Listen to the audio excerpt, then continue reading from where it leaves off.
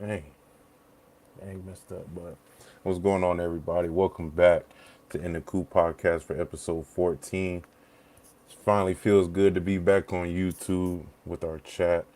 I know y'all gonna be rolling in any minute because I know we started a little early, but definitely appreciate everybody who did check out episode 13. I tried to get it on every possible social media account that I could, but I ended up getting it on Facebook, TikTok, and Spotify. But ended up getting a lot of, I think it got around 50 to 100 plays, but I didn't know if everybody knew it was on on those social media sites. But I did get a chance to post it on YouTube probably about an hour, 2 hours ago, but I ended up getting some love. So definitely appreciate everybody who's checking us out and, consistently keeping up with us, showing that love and support for the podcast. But we're definitely back on YouTube. Feels good to be back.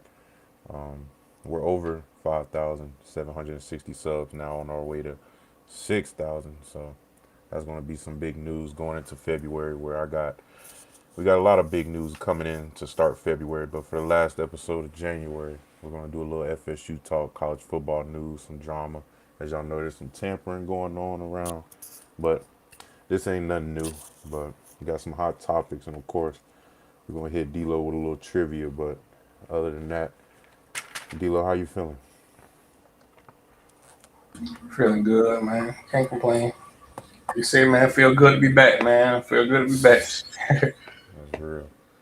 But I guess since the transfer portal's closed, we still got a little bit more madness going on. But we got some no's performing in the senior bowls. Um, I'm pretty sure y'all seen what's going on, and got some coaches splashing into the young high school kids. I see y'all they offering some 2028, 2029 kids. So hey, start them young. That's a method that never fails. So other than that, man, this is our last episode of January, so this means it's been an honor. We're definitely grateful for Money Mike, Bike Mike, for this opportunity to partner with us throughout the month of January. And like I said, we were always proud to partner with Tallahassee's first and only pedicab company. Mike and his crew always been keeping Tallahassee moving the right way. Just everybody knows who Mike is and his crew, so that alone should tell you their impact in the city. But like I said, if you either going to the basketball game coming up, as I think we got to win against Cal, so hey, if they got a home game coming up, you trying to get to, don't ain't got to worry about parking. Find Money Mike and his crew. Whether you going to the bar, class, meeting, I'm pretty sure they'll take you there real smooth. But once you do get a ride, tell them In the Coop podcast sent you. But D'Lo, I want to see if you can name. It's a couple. So I wouldn't be mad if you got one, two, three, four. It don't matter. You can name any, but do you know which Power Four team had the most recent 10 plus loss season? I know we was one of them for sure. We went 2-10. No, we were in sixth place. We were At two not and the ten, most. We were not the most recent team. Think about this past year. What team I mean, you didn't give sucked me this no, year? you didn't give me no options to guess from. I don't know. Cause there's four right answers. So I can't really. You can really name one of the four schools. But there was four schools who sucked this year, and I'm seeing if your eyes go. You looking it up? What are you looking away for, man? No, I ain't looking it up. I don't know. You I can't. ain't, You I don't ain't know got. no team that sucked this year. No, I'm not watching the teams that suck. I'm watching the good teams. Understood. Well, you gotta give me one at least. Well, you got four chances. It's four schools, and they're known. Well, I'll give you the conferences. You got SEC, ACC, Big 12, Big 10. Boston College. That's one. All right, let's see. Keep going there. Boston College went 2-10, I think, or 1-11. One of them. They sucked this year. But see, And you said SEC, SEC. You got an SEC school in here. Kentucky, Nah, I'll give you one more, and then we'll. Florida. Nah, I think they only lost like 7, 8 games. Purdue, yep. Purdue's one of them. That's the Big Ten school. Purdue, yep. They went 2-10, I think. So you got Arkansas must be one. It must be Arkansas. Arkansas. Arkansas is the. So what is the last school? Big 12. I think they're in the Big 12. Well, here's another hint. If they're not in there, one of our players just transferred there. So throughout all the transfer portal talk, we did have a guy go to the school. Oklahoma State. All right, you cheated. I think you cheated, bro. You had to cheat, bro. Put it on No, something. You I didn't didn't cheat. teach. I knew Oklahoma State garbage though. I didn't know what conference they was in. It so Yes. happened that you got all. But here's the full list. Like I said, we did come. We if if none of these teams lost more than 10 games, we would be number Dang, one. Mississippi State lost. And Dang. that tells you how big Vanderbilt's turnaround season. Well, Yeah, their these whole past two turnaround years. is Yeah. because they just had a 10+ loss season 2023. Indiana up here too. That's crazy. But yeah, Oklahoma State, man. My next and last question for you, D'Lo, is we're going to take a turn away from college football and Florida State. Can you name one of the and which NFL running back has the most explosive runs in the past 2 seasons? Jameer Gibbs. Jameer Gibbs. I done seen him on Uh, so many highlights. I ain't gonna lie. That's what's easy one. crazy is that you are right about seeing him on a lot of plays because I was surprised to see. Matter of fact, I'm just keeping it real. I did not think he was going to be this good in the NFL. I ain't gonna You lie. know, That because boy. we played against him. He Yeah. didn't. He wouldn't really. Maybe he just didn't hit his potential at the time. But I mean, hey, I guess. But no, you both of y'all are wrong. Balance flip phone said Jonathan Taylor. It is who you think it is. It's Derrick Henry. Derrick Henry has 81. Dang. Cause people be Say scared to tackle him. facts. Saquon is 2 with 74. Bijan Robinson is in third place with 70. Jameer Gibbs is at fourth with 68. And Jonathan Taylor is last at 67. Well, not last, but last of these four. Five. But it's time to get into I get the important stuff, man. Got some FSU talk. D'Lo, I don't know if you've seen it, but we got the schedule has been released for next season. You had a lot of people talk about the timing of the games. We got, like I said right here, we got 3 Friday games, one Monday, which is a Labor Day game. But to me, I'm gonna go ahead and put it up for y'all since I already showed y'all. To me, when you get games like this, I had to look into it, but like I said, that's more national attention for us. I mean, if you really think about it, because D'Lo, much as we, how off it feels to play on Friday or any day but Saturday, one thing for sure is that you are probably one of the only games on and everybody's watching. No, for sure. Which So, games are the Friday games? so our Friday games is October 9th versus Louisville, Hmm. November 13th against Pitt, and our last game against Florida on Black Friday. Yeah. So, Dang.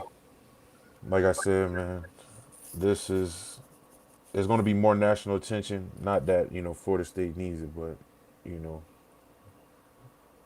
yeah, true. That's what I'm saying. When you get put on, I know a lot of people is weird to have on Fridays and Mondays, yeah, yeah, just like Bowden's fifth one said, D'Lo, I was going to actually talk to you about that. I really think there's going to be we got a lot of back to back. Well, not a lot. We got 2 back-to-back games sets that is going to be very crucial for this season. Can you already tell by the looks of this schedule? Said two back to back. Yeah. So you got a back-to-back that's crucial, and then you got another back-to-back that's going to be crucial. Yeah, SMU Miami gonna be back to back. Virginia Louisville gonna be back to back. Miami. So like, hey, I ain't gonna lie, man. I'll put it like this: that week 0 game, that has to be probably one of the most perfect games that we play because that SMU and Bama back to back to start the season, that's crucial. And we're going to get into what old Jimbo said, but Jimbo said the same thing, man. That SMU versus and Bama back to back, and it looks like we have what? We got SMU at home, and we go to Bama. It's crucial that we win first of all to start the ACC play with SMU, but Bama's going to be looking for their get back, but we all know Bama's not that same team, of course. But just like they said, D'Lo, how you feel about that SMU? SMU on Monday. That should be pretty. Remember the last Monday game we had when I came to Virginia Tech, man. Praying that ain't the outcome with That's boy. that's what I was saying. That week 0 game has to be. There can't be, man. You got to come out hitting, man. Now that's You, mandatory. Set the tone early. but I also want to talk about Louisville, Miami back to back weeks on the road. Yeah, that's true. That was the second. Well, I'm not that. I ain't gonna lie. Now that you say that, I was gonna say that Miami Clemson is a crucial back to back too. But shoot, throw Louisville in there too. That three stretch, that 3 game stretch is crucial. Man, every game after Central Arkansas, as we play Novell Old School, like that's crunch time. Cause like I mean, Boston College might be they ain't no pushover, but To be they ain't honest, been up to and they said par. they said we playing Boston College on their red bandana game. Yeah, that we did that one year, and they almost beat us the year that we went undefeated, and we won by 2 points. They had that at the red bandana game too, and they don't usually lose the red bandana games. That's when they play their best. And we do got a bye before Clemson. Yeah, yeah, but just back to back opponents. That's just so crucial. You got 2 strong ACC opponents. But yeah, Louisville, Miami, Clemson, Boston. I'm not Boston College, but shoot, I'll throw Virginia in there. Get our get back against Virginia. But yeah, new ACC scheduling model. Then you got TV placement priorities, but they do say Friday games draw bigger viewerships because it's not competing with the Big Ten or SEC during those days. But as we know, Labor Day has always been FSU's day because I know I played what? How many games we played on Labor Day, D'Lo? Two? Uh, Think we played 2 Labor Day games. I don't Notre think I ever Dame, played. Oh yeah, Notre Dame game. I remember that game. I played that game. Yeah, Notre Dame, Virginia Tech, and I want to say was LSU a Labor yeah. Day game. LSU was a Labor Day game. We played them So in that's on yeah, so and I don't go LSU. ahead. I said Yeah, when we played them in LSU. yeah. So that's 3 of my 5 years we played on Labor Day. So playing on Labor Day isn't nothing new, but so this Coach Norvell should know how big it is playing a strong opponent on Labor Day at home. Everybody watched that game. Um, Everybody. but yeah, we played Florida because Black Friday, college football games have historically been a big TV weekend that draws national attention. So I guess they did their research and said that, hold on, you got a lot of fans watching these Thanksgiving games, Black Friday games. So they threw Florida State versus Miami. I mean, Florida State versus Florida. So shoot, that rivalry alone is going to boost already. Where they said we gotta travel to Boston, then on a short week travel back to Pitt. Oof, that is true. Back to back away games with 6 days, Devo. And they both up north. They in the cold. Because if we handle business, man, November is a crucial month for us. And that, I mean, you know that, D'Lo. I mean, when y'all went undefeated, y'all realized the November game started probably was getting probably more crucial than the ones in the beginning. Oh, for real. Like them games started getting tighter, them opponents start playing harder. Shoot, Because y'all toward knew. the end of the season. They're trying to knock us off before you know how it go. Yeah. But this should be interesting, man. We got a lot of back to backs. Just stay in Pittsburgh. Yeah. Literally. He said not like anyone going to Have them practice. online for that week. Literally. And it's only 6 days. Well, really think about it, they only gonna have like 4 days to work.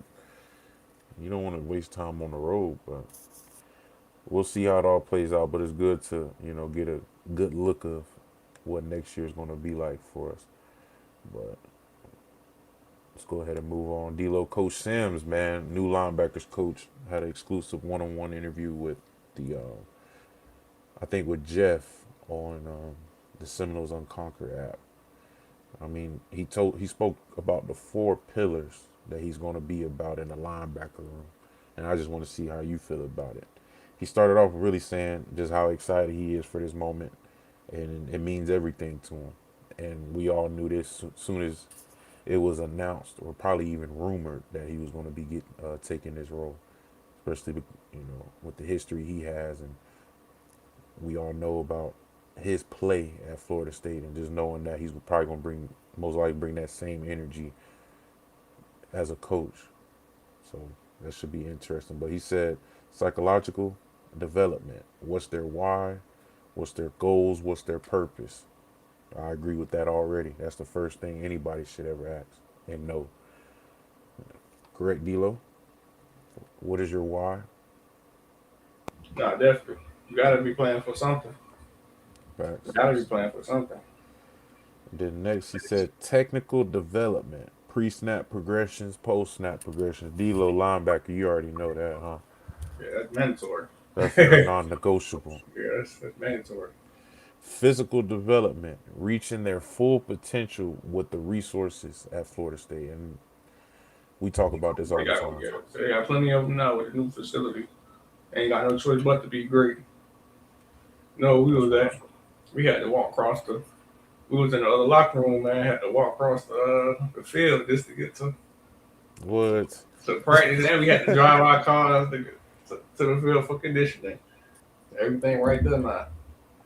So basically, what Coach Sims and D'Lo saying is there's no excuses, and I said that as soon as all them pictures and videos went viral of the new facility.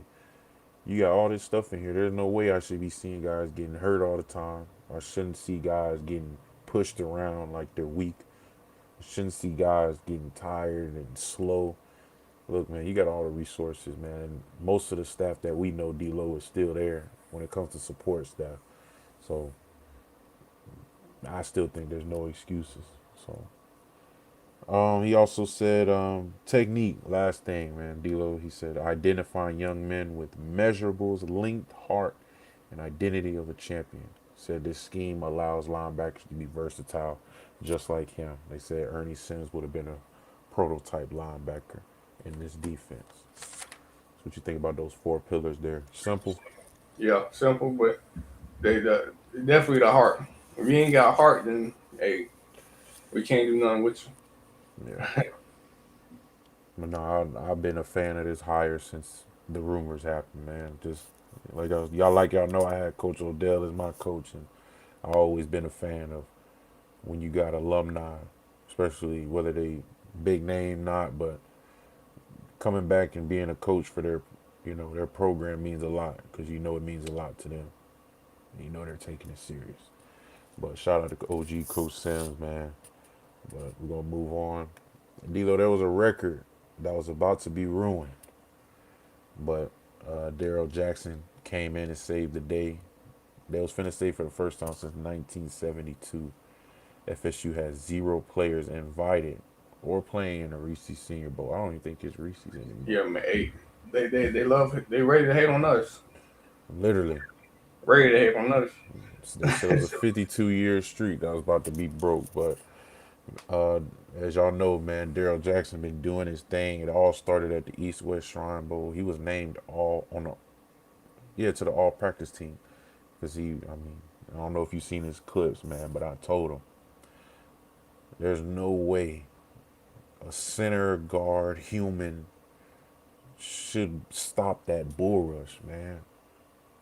Y'all got to think about it. It's not every day you see a defensive tackle with long arms, quick off the ball, great hand placement, hand big as like I need to find out his hand size. Cause y'all real dead. That's a defensive tackle. Like, if not a defensive tackle, like that's yeah. That's I'm not surprised. But I always told y'all when it came to these Senior Bowls, it always depended on what he was going to do when he's not getting double or triple team. Because that's all we've seen all year. What can he do when he's put on one? And y'all see it, man. Now you see why he was getting double and triple teamed the whole season. Center couldn't. Hey, center wasn't gonna be able to help. Bro, center couldn't even put his foot in the ground. That's why I told Derek, bro, when you hit bull rush and you extend, do you first of all your arm is long already when you're like this. But when you extend, come on, man, what center or guard is finna latch on and stop you? Because you got to realize centers are usually the what? The most undersized offensive lineman on the line. Yep. So, and then you got a defensive tackle who's 6'6". God dang, look like a basketball. 11-inch hands. So yeah, dang. I thought I had big hands. Mine's like 10 inches 3/4. Oh, But yeah, yeah. he got me. That's what I'm saying, man. If you put those two hands in the center's chest and stretch those arms out, bro, there's no human or animal that should be able to stop that. And then do you see like it's not even crispy, but you can tell like once, like I said, once he puts it all together, man, that's gonna be a nasty project, boy. That's gonna be a nasty project. But D'Lo, did you see the clips? Yeah, I seen the clip. Boy, I seen the first day he got to the Senior Bowl. He pancaked. Had that boy on his back. Come on, man. Yeah, man, this is crazy. But like I said, this is a guy that, I mean, his future was in his hands. Y'all know this. I don't hear much about any other Seminoles in these Senior Bowls. I heard a little bit about Michael Pettis and some of his reps. And I didn't see he didn't play in the game, but his reps look pretty smooth. I'm pretty sure he probably didn't move up or down, but it looks pretty smooth. But Daryl, man, he looks like he's probably gonna be our biggest mover, man. And like I said, I wasn't surprised because, like I said, there's not many humans or animals that can stop that. Being real, but shout out to Daryl, man. I want to see how he did today. I saw one of his reps, but I need to see some run. I've been seeing a lot of pass block, man. Where's his run block videos? Where's them? I know they've been doing reach blocks, double teams, down blocks. I need to see that. Pass rush, you look good though, man. Just bull rush, man. But D'Lo, I don't know if you heard, but Jimbo Fisher did speak on FSU during the ACC schedule release on the ACC network. He said that FSU doesn't need to worry about winning. They need to worry about establishing who they are, how they're going to play, how they're going to operate. He said you want the other team to be happy that the game is over. D'Lo, I mean, He that's knows. something. Yeah, that's what I'm saying. I was finna ask you. That's something that Norvell already be doing though. Yeah, like Norvell has never mentioned to us about. another team, unless the Yeah, only two teams. But when it comes to playing, it's always us first down. yeah. He never says like. Of course, it's winning, but he's always talking about establishing who we are. I mean, D'Lo, am I wrong? When we in the meetings, it ain't about this or winning this. Is if you come out playing your best, doing your job to the best of your ability. I mean, the win is going to come, but at first we got to see who we are first. That's why he puts us in these adverse situations before the season even starts. Waking up mad early, making practice extra long, making you do the whole set all over again. Tour duty. You know how it is. That's the prime. So, but yeah, just to say all that, I do agree with Coach Jimbo. Yeah, I say you're not wrong. We definitely got to establish ourselves within the first few games. Our Yeah, identity. or we're Exactly. gonna be known for how we play And and what it stick need to to look it. like on a consistent basis. And stick to it. Because like we came out against Bama. I thought we was finna be the most physical team in the ACC. We just didn't stick to it. So that's one thing about it, just establishing who you are and sticking to it, being consistent with it. But um, SMU versus Bama, he did say that. Well, not SMU versus Bama. Our back-to-back games against SMU and Bama will probably be the most crucial stretch of this season. Not even stretch, but most crucial 2 games of this season. But I'm pretty sure you already agree with that, D-Lo. No, definitely, you know how the first, at least the first game helped with a lot. It carried a lot of momentum, but we also gotta, build off the momentum and keep it going throughout the season. And I'm with you about this flip phone. I don't know where it stopped because D-Lo, I don't know if you read that comment, but that's how Coach Norvell always operated. If you wasn't giving your all, there was no way you You was gonna gonna go play? out there. On Yeah, me. Well, y'all realize he got mad at me almost when I didn't race him just because I wasn't consistent. He said, "Coop, you don't want to be great." I said, "Dang, it was just one day." But that that just goes to show you, man. That's just who he is, and that's what he demands. But I don't know where it got lost, but I'm pretty sure, man. This is like you said. This is the year. You got to make it very clear. Make it very clear, because I don't know about you, D'Lo. We heard it very clear, very definitely. clear. Every meeting. I think the NIL money is making them play guys, even if they're not. Yeah. That's. You really think so, D'Lo? If you're really paying a guy a lot of I mean, money, we do we you? we already said that. There's people But on the team that but there's some coaches who say, and this is true. There's some coaches that says it don't matter how much you're getting paid. The best players are going to play.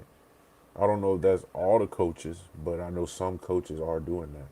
I just thought it would be the same all around. But if it's not, then it would that makes sense. Flip phone. That I does. mean, yeah, the best player always gonna play, but like they get paid before they even play. Like you get paid before you see production, and That's what that's I'm the only thing saying. I really don't like about the situation. How you could pay some guys who might not even be the potential that you thought they was, or just not even playing at all, and you done paid them 600K. And I was like, that's a bad investment on that end. Because if that's the case, then I really feel bad for Brock. That's just a bad one right there. I just had to think about that one. Because what if he was the better guy or Sperry was the better guy, but we paying Castellanos dumb bread and we have to pay and we have to play him. I don't know, but you did say something right there, Flip Phone. Not maybe the best, but who's giving the effort and doing the job. I wouldn't rely on saying effort either, though. It's more so just doing a job because somebody can give effort but doing the wrong thing. Facts. They can give I'll effort in the wrong direction. I'll say who does the best job consistently, because I'm pretty sure everybody can do a good job at it, but who's gonna who's gonna do it consistently? If you can do it consistently, I can work with that. But that But means that's gonna come with effort. If you do it consistently doing your job, that take effort. true. Like he said, you could be having great effort to do the wrong thing. That's crazy. But we got some number changes. Like I said, numbers really don't mean nothing. But I guess this was part of some of the NIL deals. You know, you get to come back and change your number. But shout out to OG Island Boy. Said he's in the coop checking in. But you got I just hope, Quindarius Jones. yeah, Was I hope these number changes bring out better players. Not that they was playing bad, but I just hope they take a next step. Now that they comfortable in their jersey number. I don't know about you, D'Lo, but I see too many single digits and tour duty ain't start yet. That's all I'm saying. We got. I know probably it was part of the NIL deal, but Yeah, the Sear twins going from 90s to single digits. I ain't gonna lie, that is crazy. That D'Lo, what, bro? the only reason, We had to scratch and fight for a single digit. What? yeah, I'm about to say only D lineman that had a single digit when I was there was probably Fable Fabo. Verse had 8, and But you got to then realize that was the first wave of NIL, so that probably was already in the deal. you know, You get whatever number you want, man. We already paying you. But still, it wasn't. Still, I mean, it wasn't that many single digits, but this is too many, and these are young guys too. Let's see, you got coming off his freshman year, might be a sophomore. Jabril, sophomore. Danzy, sophomore. Yeah, it's crazy. I mean, this is a new era, man. I mean, you had to wait till like junior, senior year to get a single digit, man. But yeah, you got Quindarius Jones going from 16 to 0. Daryl Desir going from 90 to 1. Mandrill Desir going from 93 to 3. It looks like that was their high school numbers, but they posted a picture of when they came on their Florida State visit while they was in high school. They was wearing 1 and 3, so I don't know. They might be going back to their high school roots. So I do expect y'all. I mean, I already told y'all what I expect out of them too, but you got Samuel Singleton going from 28 to 3. Now, D'Lo, I have to stop right here. We have a running back switching to the number 3. That means a lot here at Florida State. You got some great running backs who yeah, just like wore that number 3. from Cam Akers to Trey Trey Bench D, to not Sam. So hey, don't let us Cam, down. Cam and Trey B did their thing now. Sam, man, this you got to keep it going, and I'm pretty sure either Cam or Trey B then communicated with you and let you know what that number means. But we'll see what he does with it. Jabril Rawls going from 11 to 6, potentially our cornerback 1, but we'll see what he does with it. Ashlyn Barker with his last season, finishing off with number 7. Makai Danzy going from 19 to 8. I like it. We'll see. We'll see what it looks like. And then you got tight end Tayshawn Gelsley to 83 to 13. I didn't put the rest because, hey, you have to do something first, man. Coach Norvell is going to be washing the Desir Brothers car as part of the deal. That's what I'm saying, man. And that's another thing. And I already went on my rant about this. This NIL is killing me, man. There's no way a freshman has all this say so.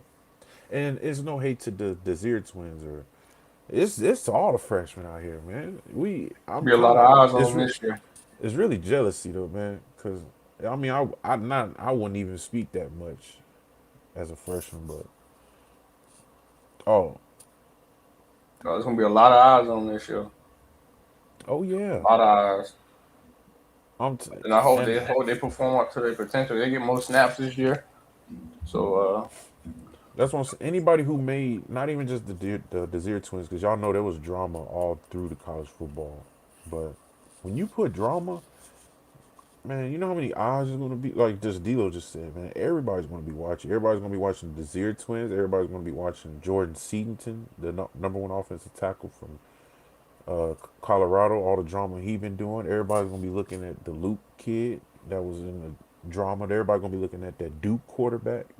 All that drama he done did. So yeah, man. When you do all that stuff in the transfer portal, man, people remember that stuff. People just ain't gonna forget that ever happened. you know they Twitter don't forget nothing. That's what I'm saying. Just never forget that, y'all, man. People don't forget. They might forgive, but they ain't gonna forget. But we'll see what they do in these new numbers, and who knows? They might get these numbers stripped after tour duty. Cause you Never still gotta know. earn it. Still gotta Still earn it. gotta earn it, man. We ain't even start the next season yet. Well, I think they already started workouts, but I think it starts when tour duty starts. Season don't. That's when the season starts to me. Cause what tour duty start next month? Almost. That's coming up. Couple weeks, yeah. Don't worry. We'll see. But we got another accolade, man. FSU wide receiver Deuce Robinson was named to first team academic All American with a career GPA of 3.82. Majoring in social science, man. The last time we had a academic All American first teamer was in 2012 with our kicker, Dustin Hopkins. I ain't gonna lie, man. This is pretty elite on and off the field. Because D'Lo, as you know, being a student athlete ain't the easiest, man. When you got practice and practice ending at 8:30, and let's just say Coach Norvell had an attitude, and now practice ended about 8:50. You got class at 9:15. D'Lo gotta go. Definitely. D'Lo get to class, he's still tired. Teacher say, "Hey, we got a test tomorrow." D'Lo still thinking about the punishment we did in practice. I ain't worried about no test. That's wrong, but that's just what it is, man. But that just shows you just how impressive this is, man. Dang near almost got a 4.0 while being one of the best receivers in college football. So shout out to you, Deuce. When does tour duty start? Also, how can you tell some stories about how hard it is? Shoo. But yeah, tour duty should start around mid. I'll probably say early mid February. Back then, it usually started earlier. It probably would have already started by now. But man, I'll go ahead and say how hard it is first. I mean, D'Lo, you want to? I guess 1 out of 10. How hard is tour duty, man? To a duty, 10 across the board. Everything. Yeah, Oh, you getting yelled at. You tired as I don't know what. They send you back for extra reps. It's like, bruh, I ain't gonna lie. man, to a duty make you a man, though. But boy, I ain't gonna lie. Whew. Yeah, tour Then you duty, got man. punishment after the tour duty. Like, gosh, that is it ever gonna stop? Yeah, tour duty is probably one of the hardest things I've ever done at Florida State, other than bleachers. Cause y'all know how the bleachers are in Doak Campbell, man. And them steps is huge. I respect all the ones who be going all the way up to the top, man. Yeah, I Salute. respect. If you sit at the top, hey, Ooh, I know them legs burning. hey, you gotta take an elevator up there. But yeah, man, tour duty is probably one of the hardest things I've ever done. Some stories I got, I think the ones that stick out to me was so sometimes if coach cool enough, he'll let you know if Coach Novell is gonna be on some, on some crazy stuff today. So I think there was one tour duty. We was out there and we got to. I don't know. Y'all know when we do our warm ups and Coach Norris blow the whistle, we got to snap down and then start your stretch. So if you don't snap down quick enough, Norvell is gonna up down you until he gets tired. So we This get even before we even start the warm up. before we even start, Coach blow it up. We get on the line. Coach Storms do his thing. Norvell basically, you can tell Norvell's on. So when Norvell come out there and he's not smiling or nothing, yeah, I ain't gonna lie, you might be in for it. And he yelling at somebody early before practice even starts. Oh, y'all getting it. It's over with. So I mean, after Coach Storms said his thing, he blew the first whistle. I thought everybody snapped down on time. Norvell blew his whistle about 4 or 5 times. Said, "Get him chopping." I said, "Dang, we starting it like this." I think we do Early in the what? morning, it's I think six it's what o'clock. 10, 15, 10 or 15 of them, It's six maybe o'clock even in the more. morning. We already hitting the ground. Like, dang, 5, I literally just woke up. I just woke up. man. So you get done. We got done with the 10, 20 up downs.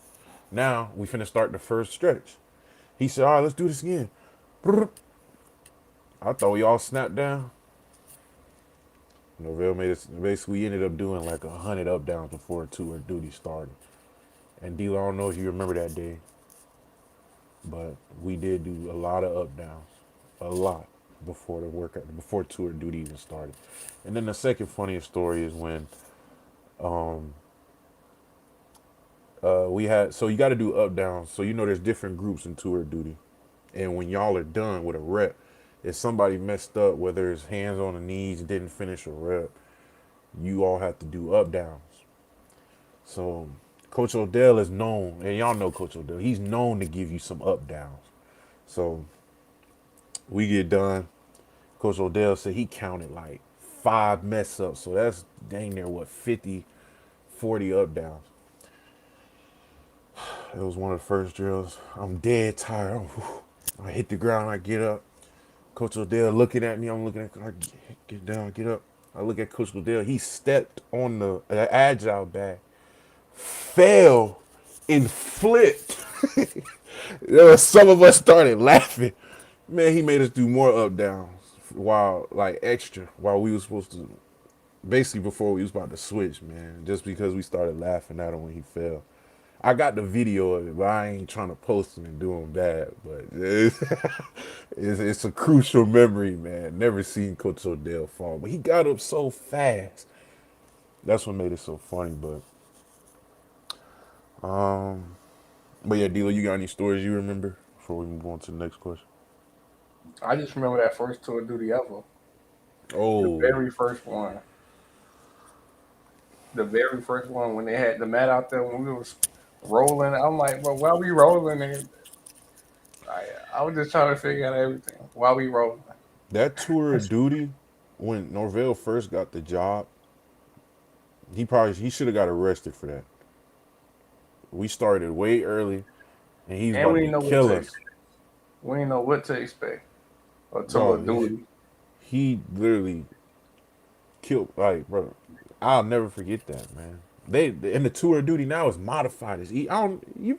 I think you was a part of that change, Yeah, when they because you made. remember somebody broke the ankle when we did the mat, so they end up taking the mats out because it Yeah, was it was slippery, and yeah, they said we're gonna take it out. yeah, I think man. that made it better. It made it a little bit easier once they took the mat out. Cause I'll tell you that first year, that was a crime. But OG Oliver said, quick question. This might be off topic. Do y'all think Danzy makes a good receiver, or should he have stayed at running back? We do need receivers who can run routes instead of go long. I'm just about to say I never seen Danny's like his route bag. Most of the routes that I seen him catch are either north and south. Like they vertical, and that's where he's his best at when because he's a track. All they do is run straight. So like to get him anything vertical would be good. I've never seen him on no slants, no digs, or you know what I'm saying, no Yeah. out routes.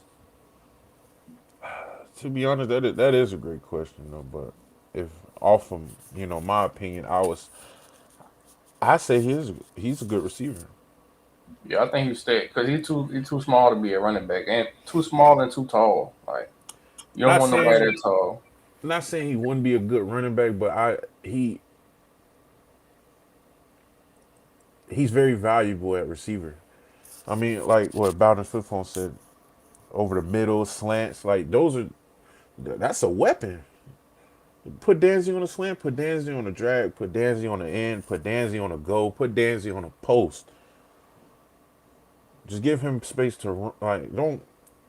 He ain't quick enough to where he can get between the tackle and gone. Nah, he needs space. That man, Get everything he's a perimeter master of outside. space. Yeah, that's why Give we did a him, lot of jet sweeps and stuff with him because he's more a perimeter guy. Trying yeah, to get it on between the tackles.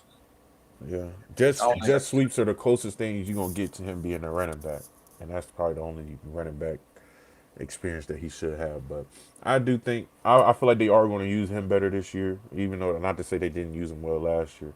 But I think it's just going to be more creative with him because that is a true weapon that you have at receiver. Not only with to match that up with Deuce, and you only got Deuce for one more year, so shoot, mix that up. Let them two be your main receivers. Since McCoy left us, but yeah, no, we for real. we gonna have to let tour duty and spring practice be the judge of that. But to answer your question, I wouldn't say he's just limited to a go long receiver, even though that's what he projected his first year in college. But I do expect him to see mix mix it up with him. But great question though, man. Shout out to OG Island boy, man. But we got some former Seminoles finding their new homes. I don't know if you've seen D'Lo, but uh, former FSU and now Oregon State defensive back Conrad Hussey signs with Miami. ACC rival. We're going to be seeing our former defensive back again. A lot of Miami was hyped about him, but Yeah, we know how to attack him. We know what he's good and he's not good at. that's what I always said. Like I don't know why the coaches, like y'all think coaches be worried about players going to other teams, man. We know his we already know we know his weaknesses, man. Now this is a little sneaky one right here. FSU, Rutgers, and FAU running back C.J. Campbell signs with ACC champion from this past year, Duke. We already know Duke already lost their one of their two best weapons on offense, but hey, you're getting a solid running back here. But any of these two surprise you? Yeah, CJ, boy, CJ Campbell. Anyway, he making he that's crazy. Started off as a walk on, man. I know he getting good bread. Oh yeah, I'm glad to Good. see that he finally get what he deserves. Cause he always been a good running back. He run hard, disciplined, Well, not in trouble. Just a good kid overall, man. He because he was our scout team running back. Some days we have to tell him like, hey brother, chill. Like we got a game on Saturday. You don't need to be trying to run uh, nobody over out here. he gonna juke, truck, spin. That's what I said. I done seen some great scout team running backs, man. Great, but um, D'Lo, man. I hey, Coach Fuller, man. Coach Fuller just completed his interview for the defensive coordinator role for the Chargers. As y'all know, he was, of course, our former defensive coordinator. Now he's the current safeties coach for the Chargers. But as y'all know, there's a lot of coaching changes going on in the NFL this year. And hey, Coach Fuller trying for that defensive coordinator role. I mean, they thought they called him in, so that's obviously a good sign there. But I tell you this, hey, call us if you need us, Coach Fuller. I tell you that because y'all know with the right pieces in Coach Fuller's defense, that defense is lights out. D'Lo, we all know that. If you had the right Yeah, pieces, I'm about to say. I talked to Philo yesterday. He reached out and texted me, but I facts, told man. him I pray they get the job. But I think they ended up hiring somebody else today. I looked at it again today. They ended up hiring somebody. Oh, for Um, real? yeah, they ended up hiring somebody today. Dang. So yeah, now he definitely reached out though yesterday, and I told him I pray he get the opportunity. But Yeah, either he way, hit. he's still gonna be in a good situation. That's crazy. He hit me up yesterday too, man. That's how you know, man. You got good coaches, man. I told y'all, Coach. I hate no Coach Fuller. Man. How long He after? about really the only person that always reach out though. Like coaches wise, like for him to text us, Uh, I he the get only Coach one that Yak. I don't think. Coach Coach Yak, Yak hit me you up. for the only one that really stay in touch with me. I ain't gonna lie. Coach O, he hit me up. Coach Tag hit me up one time. Yeah, I was just trying to think like any other coaches hit me up. Ah, yeah. And I'm not trying to talk down any other coaches I had. He just No, you he just just had me thinking. I just wanted to yeah. think like, dang, when was the last time I talked to them? But yeah, shout out to you, Coach Fuller. But how long are FSU practices during the season? I asked you because 24 periods. Them things be 2.5 hours, almost 3 hours. yeah, because you gotta yeah that Kurt Sinetti and Norvell are two different coaches. I mean, you know that, but yeah, Coach, we always say Coach Norvell is more about adversity. What are you going to do in adversity? He might sneak one of the periods back on you. Tell them, cool, we got helmets and shoulder pads on Fridays. Yeah, Fast Friday. Yeah, be out there for an hour and a Yeah. half. He say hour. No, we be out there longer than that. So yeah, that's basically what Coach Signetti said. Whatever time I say, that's what we're going. Coach Norvell will say, "Okay, guys, we're only out here for an hour." Yeah, all right. That's why I got to a point. I don't be like I don't believe it most of the time, man. I already No, get my y'all mind prepared. blow that whistle, call us up, cool. I'll be there. He say 1 hour, I say 3 hours. So I just go ahead and get my mind prepared, you know. But hey, but no, during the season, no, I don't think it was 24. Probably like 21, right? Yeah, about 21. It's one of the reasons why you had the fewest games missed. And that's true. I mean, D'Lo, we was saying that while we was there, but at the end of the day, we know that that's that's just the standard at Florida State, man. Them back then, man, Florida State never had no soft off practices, man. They were physical. And we had the same schedule from si- week 1 all the way to week 13. Like nothing Yeah, changed. You know how you some teams may take off, may start practicing with shoulder pads, and just wear spiders throughout the season. Nah, yeah. man, we got our full practice day, our full padded practice days. We got our helmet days, our shoulder pad days. Like And we're going to get nothing those changed. days. Yeah. We're going to get those days. There's no way around it either. But and that's true. That's true. For there's been fewest injuries, but you can also argue that being active and hitting is gonna. I don't know, man. Which one would you rather do, D'Lo? Not saying like would you rather go to Indiana or Florida State, but which way? Or if you was a I coach, think it's to each his own. Some people like to prepare different. Like some people like the helmets and shoulder pads because it help get your shoulders ready for what's to come on Saturday. Some people like to be more fresh when it comes to playing on Saturdays. To have your legs and make sure everything. But I say it's to each his own. I yeah. wouldn't mind either or, to be honest. Well, he did have an older team, so Yeah. he was probably trying to take care of them. But I mean,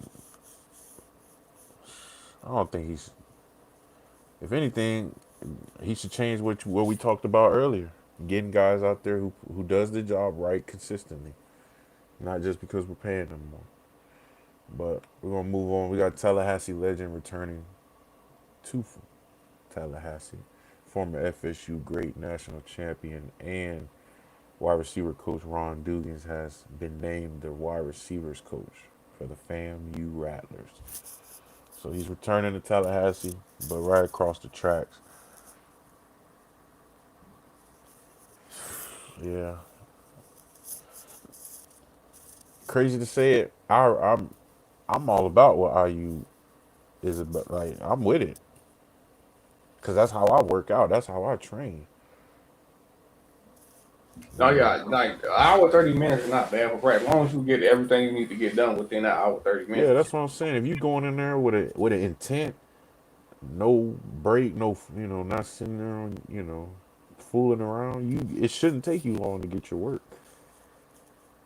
Like I always said, you in the gym for 2-3 hours, dude.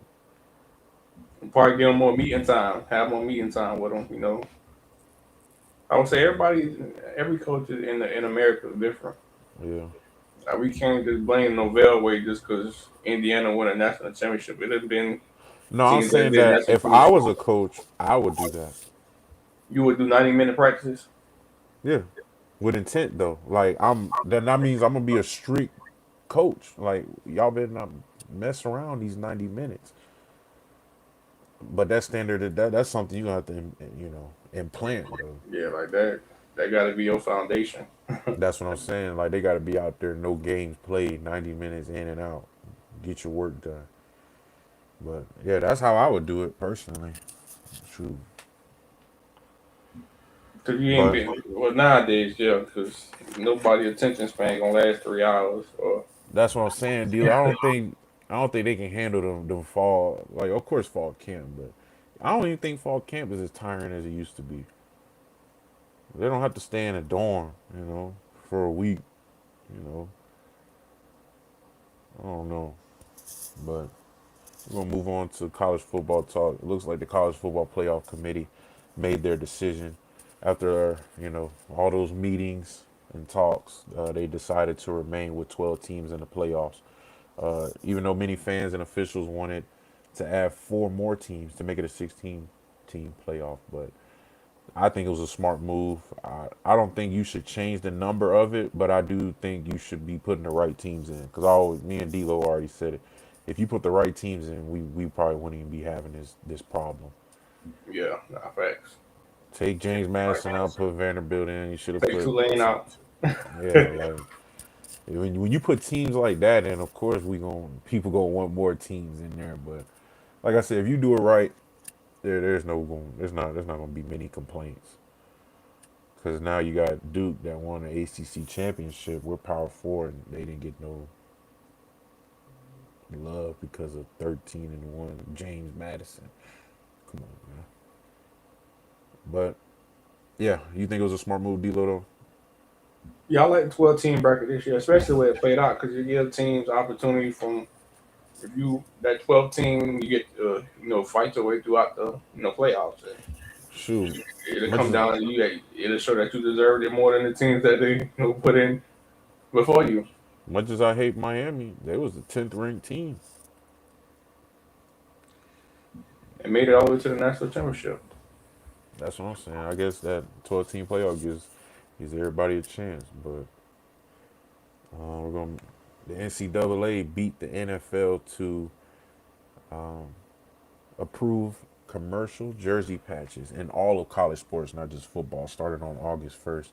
So when you're watching your college basketball game, football game, soccer match, golf, I mean, you're gonna be seeing Circle K, you know, Chick-fil-A.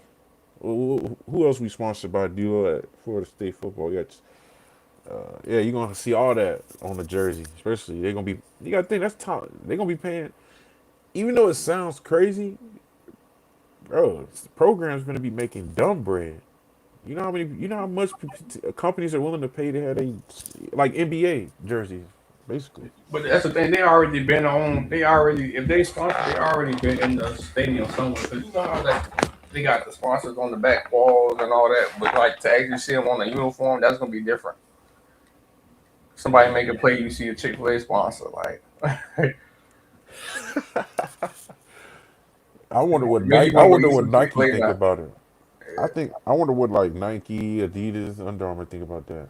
Like, Hope dang, that they don't want to take the shine off their uniforms. because instead of looking at Nike logo, you seen that Chick-fil-A logo. Boy, you done got hungry. You gonna get a sandwich. But I ain't gonna lie. I mean, my brother always told me, man, NIL always is gonna continue to find a way to grow every year. Because D'Lo, I know you remember when NIL first hit. Now you see where it's at now, where guys I wish I getting. was in this era, boy. I would have. I knew I would have hit for a million plus. No, it's crazy though. But it's gonna, like I said, it's gonna be more money for programs. But I I personally think people watch college sports more than professional sports. Well, let me take that back. Probably watch more college football. Because what other? I don't think no other college sports can compete with the professional level. I don't. I think people watch NBA more than college basketball. I think people watch Major League Soccer more than they watch college soccer. I don't know. I think it just might be football. That might. I don't know. We'll see. We'll see how this pans out though. But D'Lo, you know we had to talk about this, man. Clemson's head coach Dabo Sweeney, man. I usually don't like this guy, but he's putting Ole Miss on blast, man. I think this might start. God, somebody got to put rules to it because now you got a coach crying out for help. Literally, I think he called his press conference just to talk about this. But Yeah, I mean it's the did nature of the NIL though. Like it's a competitive.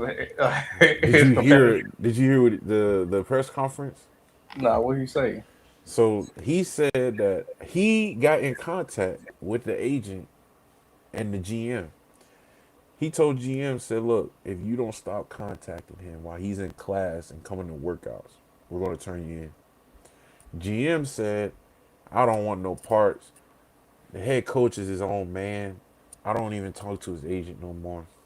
He said, "Okay, cool." So it said he said the Ole Miss general manager and head coach texted the linebacker Luke Frelly while he was in an 8 a.m. class at Clemson. So he's in class, D'Lo.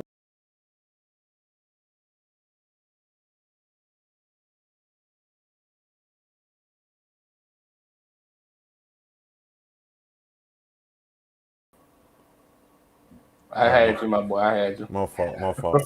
But he said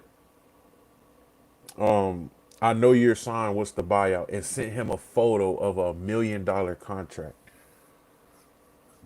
Nah, yeah, I would have left too. You would have left that 8 a.m. class. Yeah, But I this is would the have left crazy too. thing. Dabo Sweeney said that when um when the linebacker came on a visit, he said that Ole Miss was unorganized. They didn't like it over there. They wouldn't go over there. It's just we want to go somewhere where it's organized and stuff. And they signed with Clemson. But yeah, Dabo Sweeney went on to say that college football is broken. If there are no consequences for tampering, then we have no rules, no governance. It's, General, oh, go ahead. I was about to say it's broken because he ain't winning. Nah, this is crazy, D-Lo. I can't go with this, man. The general manager wanted no parts with Luke Agent. But like I said, the head coach texted him during class. And then this was crazy. After he sent the photo of the $1 million contract, he had quarterback Trinidad Chambliss call him. Jackson Dart call him. And then after he got done talking to Jackson Dart and Trinidad Chambliss, the head coach sent him a picture of his contract doubled to $2 million. Where I sign at? Where I sign, coach? I'm on the way right now. Right now. Yeah. I'm with you, Flip Phone. And y'all are right. I mean, we said this on the podcast back in season 2, man. Dabo Sweeney said he'll never get in the portal. And now he gets in the portal, goes against what he's saying, and then it bites him. He like, oh man, see, I done told y'all. Cause D'Lo, I don't know if you've seen the clips of this linebacker. This dude is nice. Like I'm Yeah, he nice. talking about Texas Tech linebacker nice. He, I done seen a couple plays with him. He What's is nice. what's going on, OG Vontae? Appreciate you, man. Hope everything's going good at And work, man. Everything's smooth. feel like he probably said Ole Miss was, unorganized because they were going through a coaching change. I didn't know they ended up naming the coach that coached them to the playoffs as the head coach, and then you gotta realize the head coach for Ole Miss now, he was under Nick Saban. Yeah. He been doing this. Say nothing new. But this is a cold game, man. Like, how can you let this happen? D'Lo, I'm you trying to basically win. missed out on him, though, bro. You missed out. He I'm signed trying with to Clemson. trying to win. You signed with Clemson, but that money talking. And hey, it's ways around things nowadays. Man, man, where's Ole Miss getting this money from? Wasn't they on probation for like years? Or like, can I ask that question? Where does this money come from? That means Mississippi State got it like that too, or just Ole Miss? No, Ole Miss been having bread though. But do you think Ole Miss gonna get punished though? I think they should, bro. Ain't no way, man. No way you just let this slide. You can't punish them after the fact, after there's no rules, after the rules like wasn't in place. Like you can't do it now that it didn't happen. You can't go back and change or it's too late. Unless y'all already had that set in place.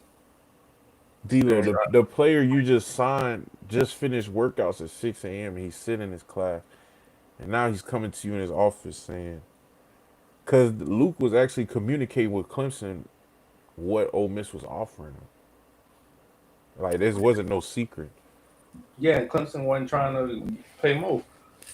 I'm going with 2 million. There's no ifs, ands, or buts around. I'm leaving and going with the 2 million. We did swipe a linebacker from Ole Miss too, so yeah, they probably trying to get a replacement because we did take the linebacker they wanted, Chris Jones. So I ain't gonna lie, man. Since there's no rules, if you got money, throw it. I guess. Now I seen the tape on him. He's worth it. I'll tell you that. Whatever y'all giving him, man. They said 2 years for $2 million, D-Lo. Basically $1 million a year. Come on, man. That's crazy, dog. Yep. So you would have walked out of class? I wouldn't have went to class. I wouldn't have went to class. Well, I would you have packed my fool, stuff man. on the same day and drove to Ole Miss same day. Same day. I'd be there by the night, coach. But I You hired to know move it's it.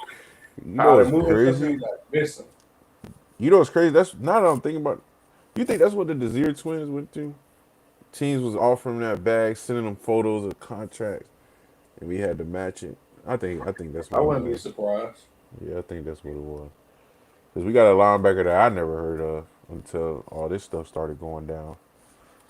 All this stuff is like pro sports. That's what I'm saying. Like, this is like a small NFL, but that's why I said this game isn't meant to be like the NFL right now. It's supposed to build you for that. And you throwing these dudes in it right out of high school. Well, yeah. Number one offensive tackle in the portal fools everyone. And everybody thinks Lane Kiffin is cooking at LSU. The former Colorado offensive tackle Jordan Seaton has signed with LSU over Mississippi State and Miami. As y'all know, man, Kiffin was working hard. He was flying back and forth. But when he committed, they posted a picture of him and Jordan at the Mercedes-Benz dealership. Ain't that funny there, D-Lo? I was like, I already knew what it took. So they say Lane Kiffin let him take the private jet. That's what they say. But LSU has now signed the top three of the five players in the portal. They got the number one quarterback, which is Dillingham's quarterback from Arizona State. You know they pay good money for him.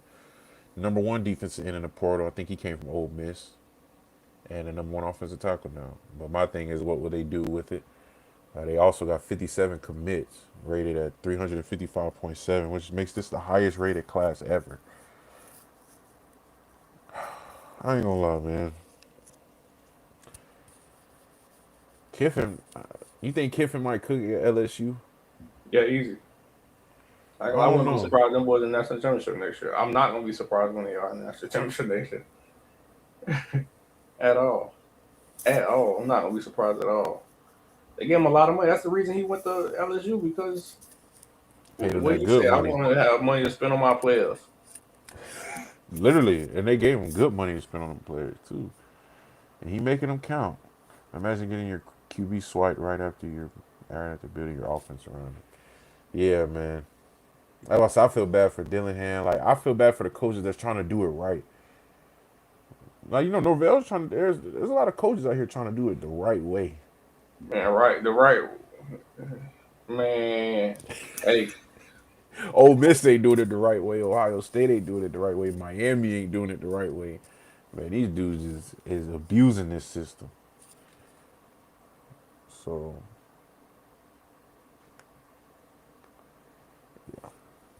but speaking of Duke, man, Duke settles and Miami gets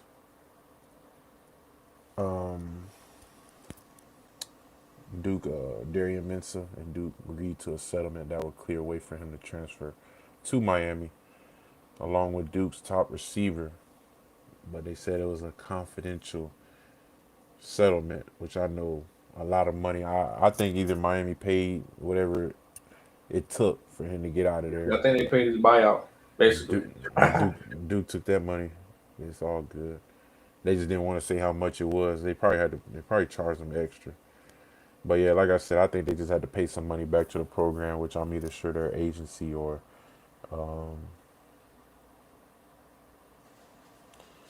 Miami handled that for them. But yeah, man, this just adds on to all the craziness going on in this transfer portal. But D'Lo, you got college football dealing with agents. The Texas head coach said this is some people's first time being an agent, because y'all know, like in the NFL, you have to go through a process, to be a certified agent. You don't need to do that in college football.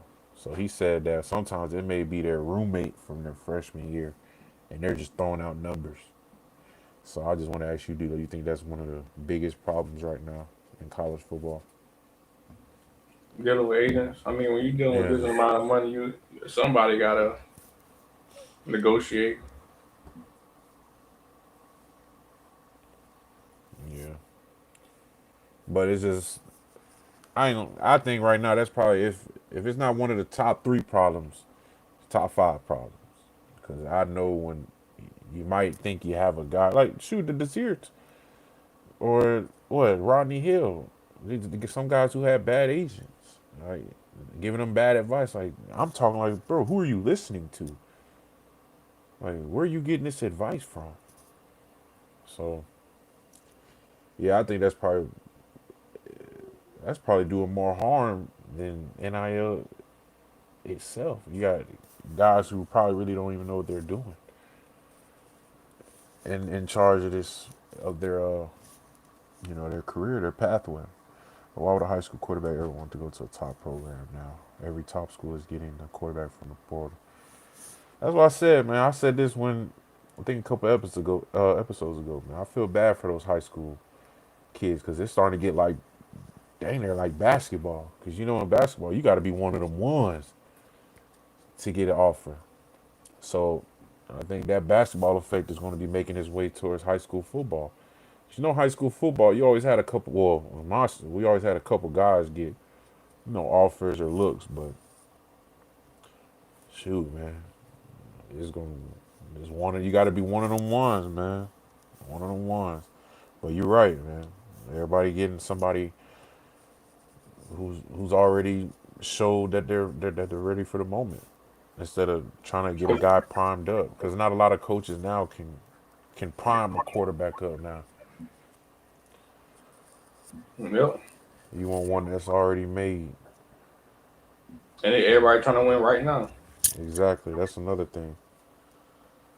But um, let's see. You got Indiana head coach Kurt Signetti put his headphones. The national championship headset is available for auction to support their NIL funds. Dilo, that thing's sitting at 12,000 right now For a headset. That for ain't a you ain't gonna headset. hear nothing on. Yeah, that's you can't even hear that. It's just gonna be some headphones. Well, I'm pretty sure they'll probably frame it up, put it somewhere nice. But what's crazy? I think this is probably the lowest number we're gonna see. Honestly, I mean, shoot, I think this would go for top dollar. It's either those IU alums or them IU diehard fans who's been waiting for this moment. Yeah, Mark Cuban, man. Mark Cuban might buy it. Yeah, but I'm pretty sure there's an Indiana fan out here who's been waiting for this moment. National championship, probably 60, 70 years old. He might drop that money. He might drop that bread on it, but or he might let the bandwagons go get it. 'Cause these Indiana fans just started popping up out of nowhere all of a sudden. But I'm pretty sure that's what always happens. But D'Lo, man, I'm pretty sure. Well, I wanted to ask you, did y'all get fined your last year at Florida State? Was y'all get? No, Oh. no. So yeah, it looks like there's no more laps after practice, no more punishments after practice because this is what every school is doing now. But Dion is the first one, I guess, to make it public. But he said you get fined. Let's look at the fines here. You get 2,500 for a no-show, 2,000 for no-show meeting/film session, 2,000 to 5,000 for public or social misconduct. Dang. Yeah, dealer, they ain't playing. I'm not going to Colorado.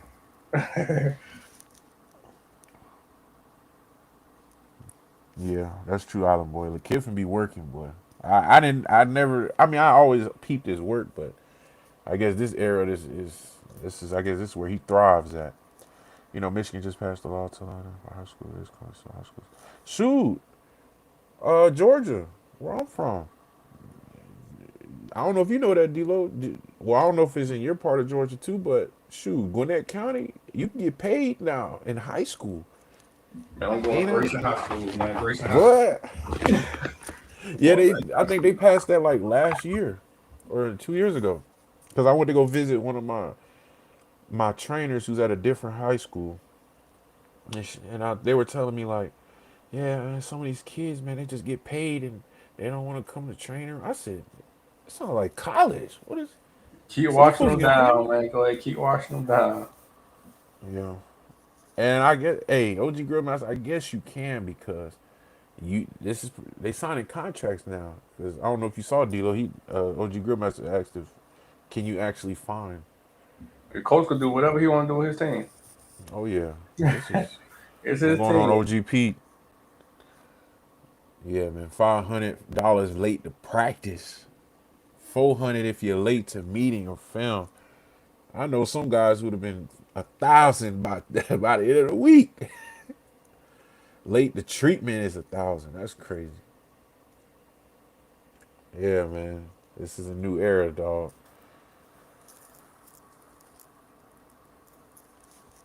Yeah, definitely in the contract. Yeah, because I know Florida State's doing this. I just don't know the exact number, but oh yeah, Florida State now they D'Lo, they finding you now. Play if you want to. And I know Norvell ain't being nice. He'll probably take your whole check. You know, all right, you ain't taking my whole thing. I ain't gonna lie. Rent gotta get paid. That boy said what, Reed? That boy, you got y'all tripping, man. Norvell will turn into Debo real quick. But yeah, they got Diego Pavi under fire, man. Because throughout his years at, well, I think he was only there for what, 2 years or 1 year. But on his Vanderbilt profile, he says 6 foot 215. But social media has been on him because his official measurements at the Senior Bowl was 5'9", 198 pounds. Now, D'Lo, we both been through this process. You know the NFL, but they get their measurements to Oh the yeah, for T. sure. They'll push your head down, pull your arm a little farther, and they'll do anything they can to get that official measurement. So we know this is true official, but I mean, do you think his stock is dropping because of this, or you think it's just social media talk?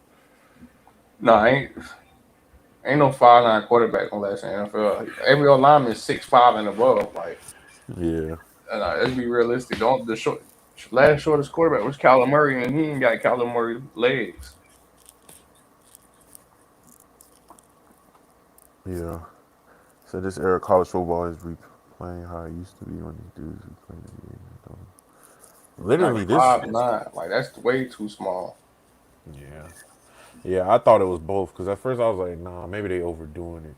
But then I'm like, wait, ain't no quarter. I ain't finna draft no quarterback who's 5'9", 198 with an attitude problem, Yeah, you got and to. and and he'll wild out on social media. No, no, man, I'm good. They just gave him another reason. Oh, that's perfect. He said Pavia is Johnny Manziel with less talent. Literally, that's a that's probably the most. I wish Christian was here to hear that. That's probably that's a great. I mean, that's accurate right there. Them Colorado boys playing their transfer papers right now. Literally, no, but no, all schools are doing it. And I can tell you right now, Florida State is one of them schools too. And I'm pretty sure all schools should be doing this. I said Pavia's a port. Yeah, man. Pavia's like a Walmart Johnny Manziel, man. That's crazy.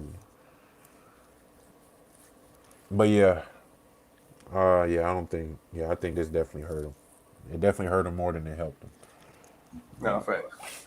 I mean, And I the don't. scouts probably realized that when they were going to the game. Like he's not even 6'2" or 6'4". Now he can throw that ball. I seen a clip of him. He threw a goal ball. That thing was perfect on the money. So hey, he might hey get a little undrafted deal or go to another league. But shoot, I can tell you he can throw that ball.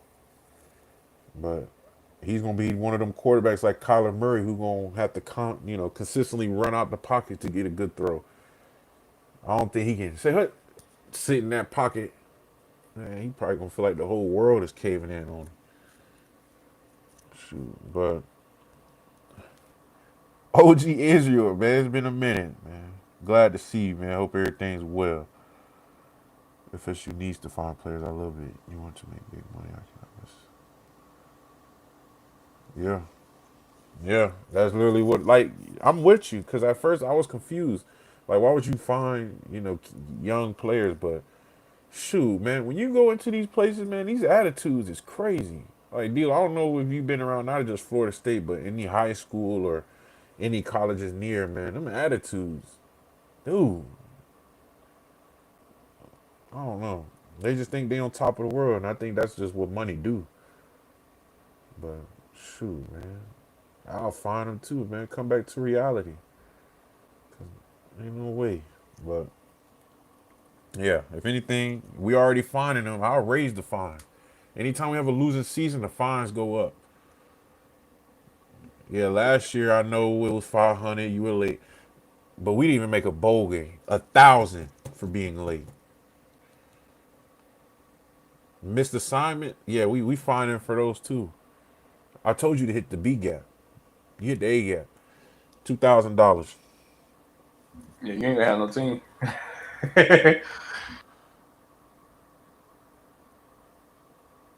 Yes, sir. Is your hey man? Sports, dad. I love it, man. 7 on 7 in basketball. Those some athletes for real.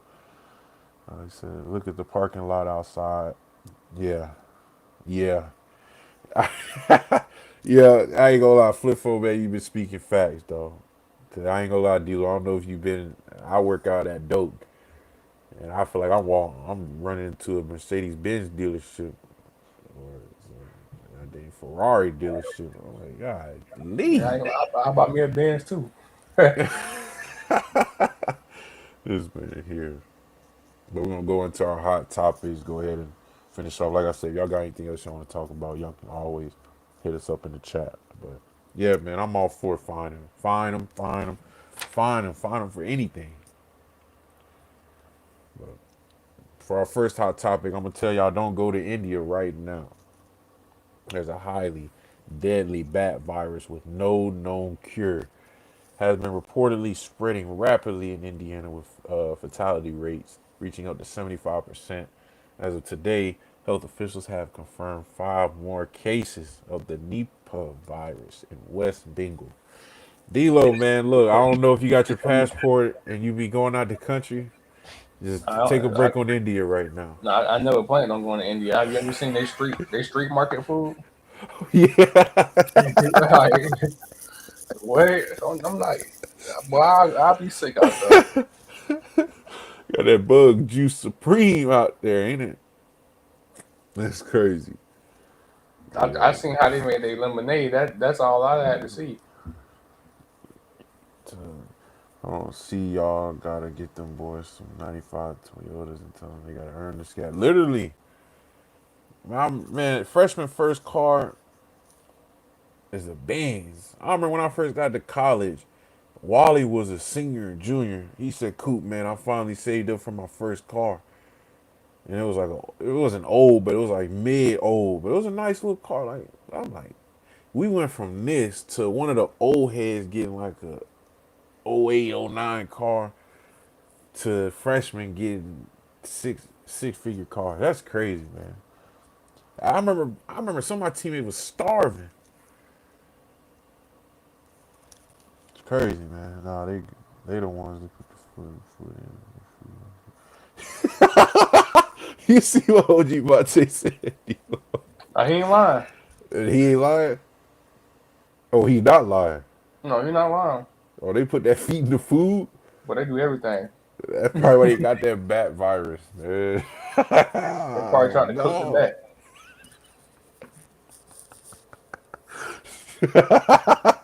Man, you crazy. But next one, Atlanta, man, city of the scams. Brandon Dillard, a man who claimed to be a top veneer specialist. I'm pretty sure y'all heard about this.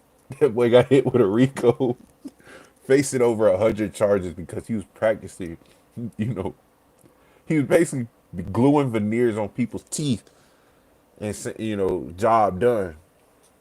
So one of his patients went to their regular dentist visit, looked at the teeth and said, "Oh my God, what happened to your teeth? What's wrong?" I said, "Oh, I got veneers."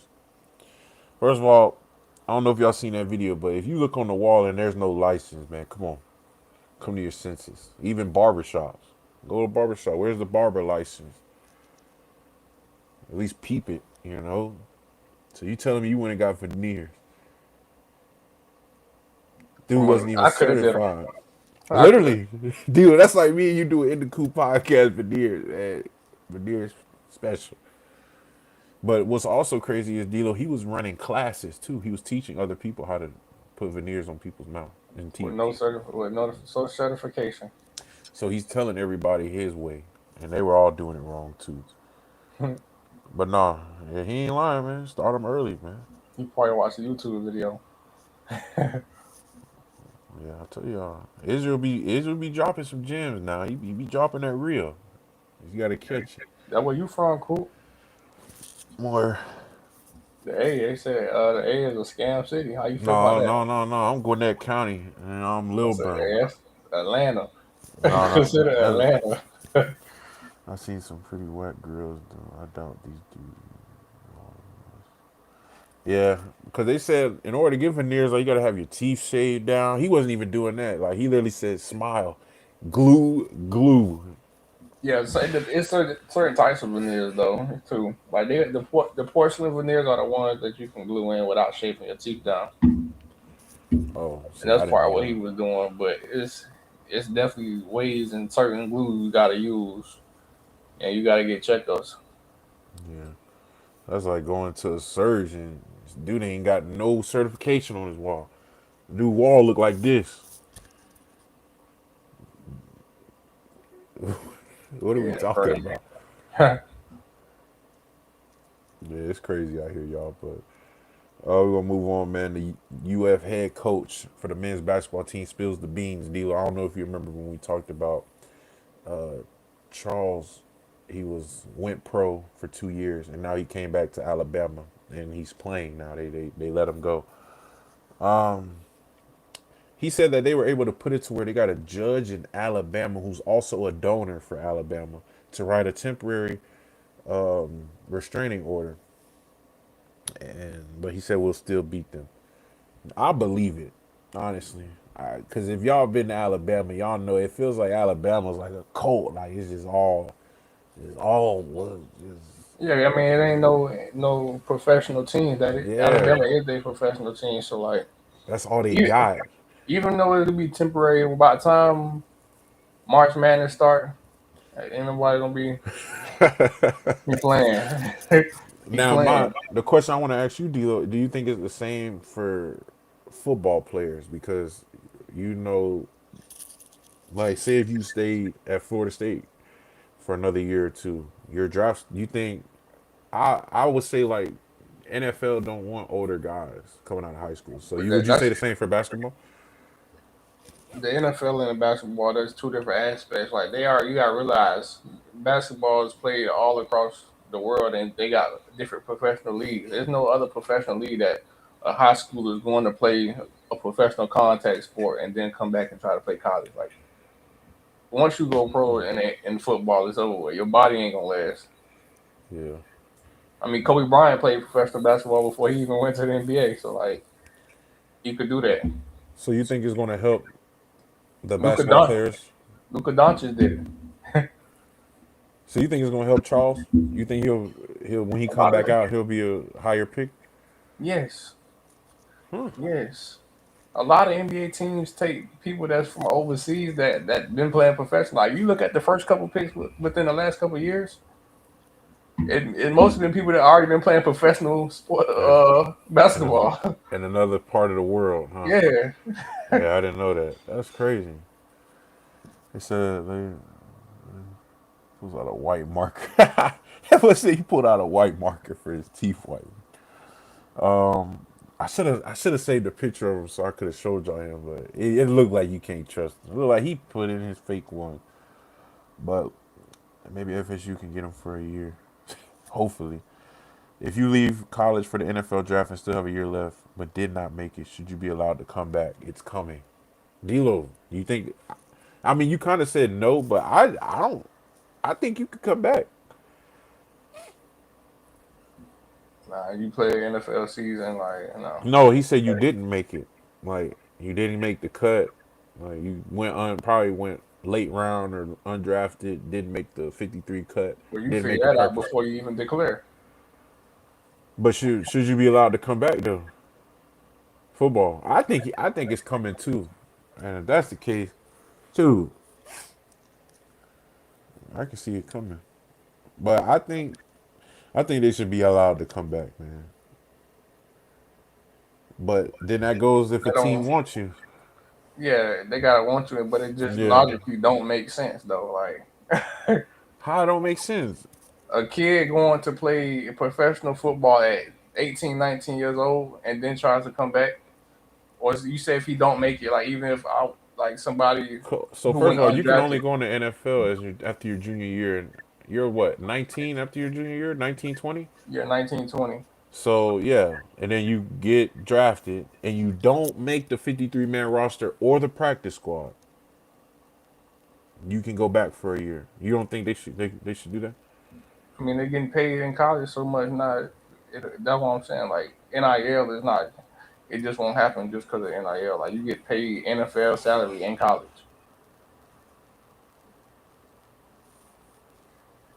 I two don't think million they'll do. dollars. They pay you $2 million to stay in college. You're not going to the NFL. You're not declaring coming back to college.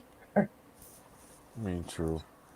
If they That's pay you true. 10 million like do quarterback, I'm not declaring for the draft. I'm just gonna stay in college. Like Yeah, I mean, then that goes into what Grill Master said. You're gonna have a lot of people who's not trying to leave at all. Then, because y'all seen how it's going this year, man. People are gonna fight for that 6th year. They're gonna fight for that 7th year. They dang, they might try to fight for that 8th year. But yeah, you're gonna see a lot of that now. If you're not gonna see guys coming back from the pros, you're gonna see a lot of guys stretching them college years out. But wouldn't be surprised. It's all about another chance nowadays. Literally, that's why I say I wouldn't be surprised if it happens, but I don't think it would help the player like D'Lo said it would help a basketball player. Like if a basketball player didn't make it, came back to basketball, he can probably get drafted higher.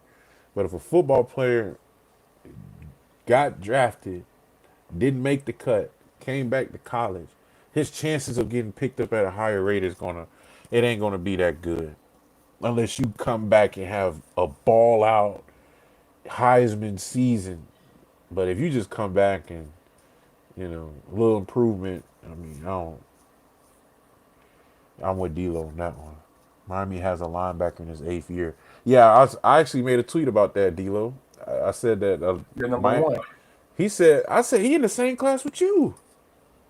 I said he in D'Lo class. I said that's like D'Lo still playing at Florida State right now. That's a cheat code.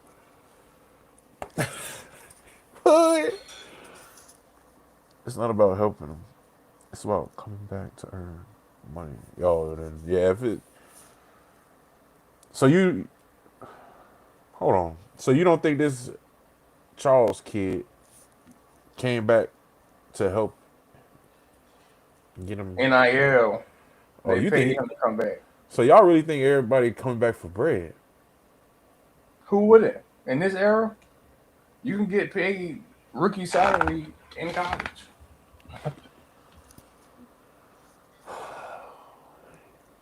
I'm over here thinking he was all about the grind. Like I'm trying to come back so I can get a higher draft grade. But yeah, dang. Flip I mean, phone. NFL investment ain't gonna take a Speaking that player that been real. in college football for 8 years either. That'd be a bad investment. He ain't got too many years left. That would flip phone, man. Hey, I'm with you, man. I guess I give people the benefit of the doubt, man, because I know me. If I had another shoot, if I came back, it wouldn't be for the money. It would be like, dang, I'm trying to set myself up so I can, be in the pros as long as I can. You get a good grade or whatever. But shoot, man. But like D'Lo said, man, if Coach sent a picture like Ole Miss, hey man, $1 million check right here waiting on you, and I don't respond, and he sent another one with 2 million. And I'm like, hold on, wait. But we do got some NFL news to harp on a little bit. Um, First one we're gonna harp on is Shador Sanders got added to the Pro Bowl. Many say this was deserved, while others said it wasn't. And a bunch of people said Pro Bowl doesn't have meaning like it used to, which I agree. I don't know. Do you agree with that? D-Lo, Pro Bowl ain't got. I mean, it's 7-on-7 now. Yeah, I remember when. Don't get me started on old school football. Y'all know how I get, but it's a shame what the Pro Bowl done turned into, man. It's a shame, but it's the generation we're in, y'all. Our society we're in. Ain't nobody want to get physical no more. But shout out to Shador Sanders, though. He did ball out, but everybody saying why you didn't throw Cam Ward in there. Who had a better year? Cam Ward, right? Well, stat wise. I mean, then Cam Ward over Shador Sanders. Yeah. Cam Ward started the whole season But then why? Then how did Shador get in the Pro Bowl and not Cam Ward? because they're gonna use him for his views. They know everybody gonna watch Shador Sanders. It all comes down to views. How can they make money?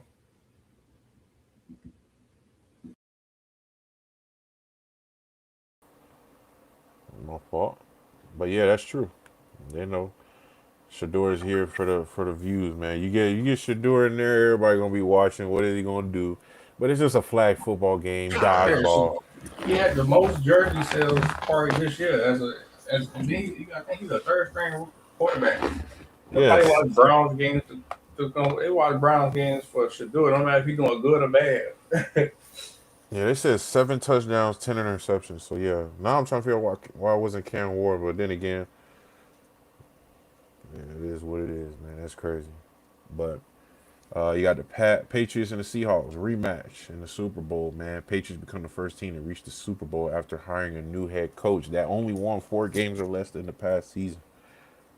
And y'all know the Tennessee Titans fired Mike Vrabel, and now he has the same amount of wins as the Tennessee Titans since they fired him. That's crazy. But since 2005, every time a new pope is selected, this Seattle Seahawks makes the Super Bowl. Happened in 2005, 2013, and now 2026 or 2025. But as Hope y'all can't know, save you from playing football, man. Still gotta play ball. they just be finding all type of stats now. This is the first coach to do a flip since in the snow and on the fourth quarter in the 8th minute. Yeah, Super Bowl is trash. Yeah, you know what's crazy? I thought the Broncos was gonna pull it off in the snow, but the Rams could have did it. I think it would have been more interesting if the Rams were in it, but they did make some bold moves that costed them. But I mean, we'll do our predictions for next week. But like Flip Phone said, man, it's I'm dang only man. watching because we got some of them boys that play. I know Mari there, Corey Durden there, Josh Farmer there, so I'm gonna watch it for them boys. But Yeah, other than that, that's true. And then, were you surprised to see Bill Belichick was not selected for the Hall of Fame? Man, I know a lot of, I guess everybody in everybody the been world talking about surprised. that. Everybody in the world surprised how you gonna have a legend quarterback with a legend head coach and he's not a first. Like it don't even make sense. Yeah, He won the, if not the greatest coach that in the NFL history, one of the greatest coaches in NFL history. I think he probably rubbed some people wrong on his way on throughout his journey. That's the But only way. you That's the still only can't knock solution him. I can think of. You still can't knock him for what he's done though. You'll be What he's surprised. proven to done. Like at that point, it just hate. He probably did some. He did something to one of them, or more than one of them. But it It could be just so many things. But I know he had to. He had to rub them wrong the wrong way. Whether it was, I know a lot of people said it was the cheating scandals when it came to when they were deflating the footballs and Spy Yate. So I don't know if they're just hating on him or it's because he's still coaching. Because is there any active NFL coach or college coach that's in the Hall of Fame? and they're gonna put Nick Saban in there eventually. When he's a But he's not college, coaching. But he's he not wasn't coaching. coaching.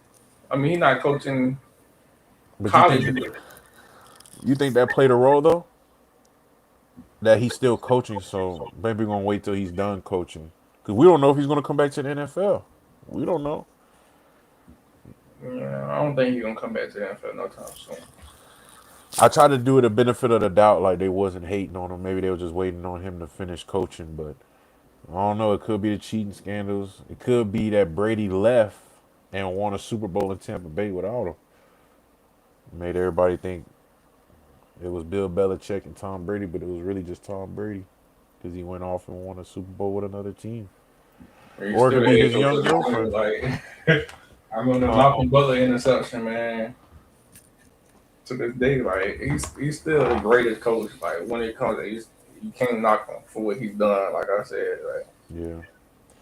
Well, yeah, there's some people out here hating on him for what he's doing, though. But could be the young girlfriend. You never know. But Steelers hire Mike McCarthy, former Cowboys head coach. I know he's more of an offensive mind. I think he signed the Raiders or Ravens DC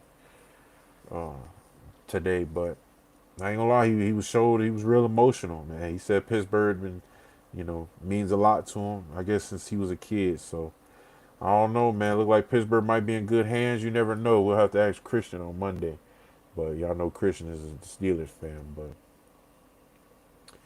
a lot of we'll see how that works out for him. But yeah, he showed a lot of emotion during his little press conference. But D'Lo, pretty sure you don't really follow the Steelers that much. I seen it today though. I didn't click on it to watch it. You talking about at least I could. I was at least hoping I could start. Then started Yeah, crying. yeah. But man, this Netflix special was crazy, dog. I don't know if you seen it. It was a 40-year-old Alex Honnold successfully climbed up the Taipei 101. It's 1,667 feet tall building. I think it's it is the 11th tallest building in the world. He climbed it in an hour and 31 minutes with no rope, just a chalk bag.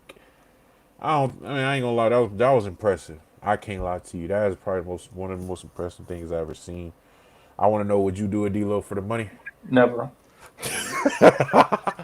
$500,000 is how much he get for it? Like $500,000 ain't it? Hold on. Let me look that up. Let me see.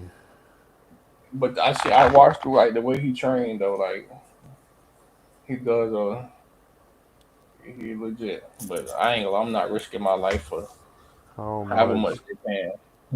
did Alex Arnold make? Um, yeah, estimated around 500,000. Yeah, I'm not risking my life for $500,000. No sir. You gotta give me minimum I'm taking is 10 million. What's the minimum? Minimum. I gotta make sure my family straight. So most people just watched hoping to see him fall, literally. And I already said that. That's why I didn't even want to watch it. Cause I You don't know even want to. I don't even want to wish that. Cause I'm looking like, dang, what if he fall? What if he fall? they're But not dang, gonna I hope show he it. do make it. They're not gonna show that. Yeah, they said it was delayed. They said that the Yeah. live stream was like 10 minutes ahead or behind. So if something did happen, they would have They, cut it off. yeah. They're not gonna show nobody falling to their death. What? They'll lose their contract.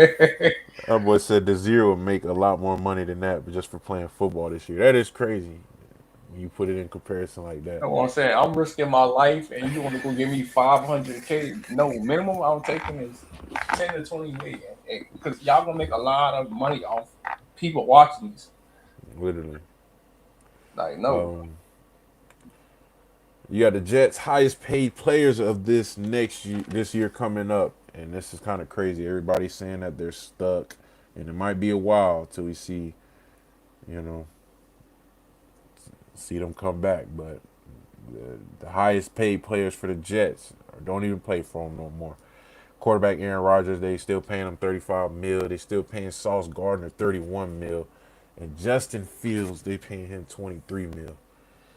Man, dang D'Lo, I ain't gonna lie, man. You stuck paying three high bills. pay me, Jets. That's what Pay I was me. just about to say, man. Shoot, man. Get you some more Seminoles on that team, and I'm pretty sure we'll get the job done for you. You ain't got to worry about that. I'll do it for a meal. A couple there, a couple there. But other than that, shoot, definitely appreciate everybody for tuning in for episode 14 and our return back to YouTube in our last episode of January. As y'all know, we will come back on Monday to start off February. I got some big announcements for y'all. New sponsorship being announced on Monday with a new segment that's coming along with it. And definitely got some new things planned for us. But definitely shout out to all of our OGs who tuned in with us. I see Flip Phone. Flip Phone was with us the whole time, man. OG Grill Master. Israel came in and hollered at us. OG Vontae. OG Pete came through, hollered at us. I ain't seen Yanni in a while, man. But yeah, shout out to all the OGs and new supporters. But like I said, we'll see everybody on Monday at 6 p.m. with the big news. And just to recap everything, I'm pretty sure there's going to be some new news for us to cover. But D'Lo, ready to get up out of here? Just time to eat, man. Time to eat that dinner. But like I You say, ain't appreciate lying. everybody for support, man. Keep liking, commenting, subscribing, and sharing. We come with the best news there is, man. Got So you. Appreciate everybody Yes. tuning in. See y'all Monday.